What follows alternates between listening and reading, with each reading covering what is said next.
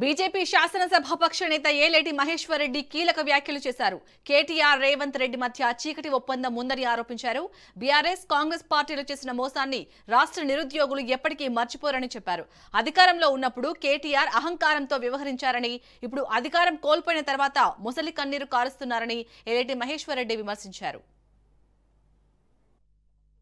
TRS ప్రభుత్వం ఏ మాదిరిగా విస్మరించిందో అదే బాటలో ఈ రోజు కాంగ్రెస్ పార్టీ నడుస్తున్నది. ఇద్దరు కలిసి ఒక జగన్ నాటకం ఆడుతా ఉన్నారు. ఇద్దరు కలిసి బిల్లా రంగాలాగా ప్రజలతో ఆటలాడుతున్నారు. ఒకరికేమో అధికార దాహం, మరొకరికి ధన దాహం. ఒకరికేమో అవినీతి దాహం, ఇంకొకరికేమో కుంభకోణాల మీద మోహం. ఇద్దరు కలిసి రాష్ట్రాన్ని భ్రష్టు పట్టిస్తూ కేవలం రాజకీయాలు మాత్రం చేస్తున్నారు. కేటీఆర్ నిన్న ముసలి కన్నీళ్లు కారుస్తా ఉన్నాడు.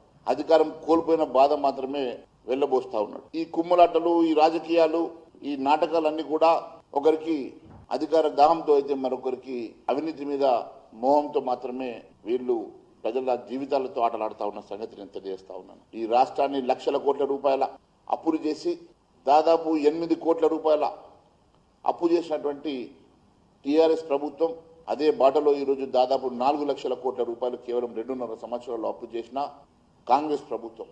ఇద్దరు ఒకే బాటలో నడుస్తున్నారు.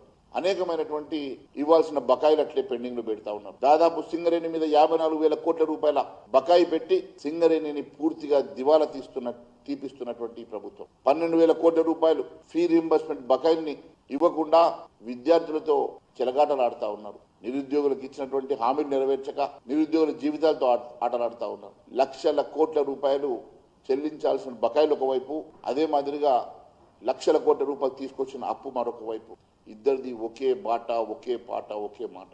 వీళ్ళిద్దరు కలిసి ఈరోజు ఒకరినొకరు తిట్టుకున్నట్టు, ఒకరు చేస్తే ఏడ్చినట్టు ఇంకోరు చేసినట్లు ఇద్దరు కలిసి ఒక జగన్ నాటకం ఆడుతున్న సంగతి నేను గుర్తు చేస్తాను.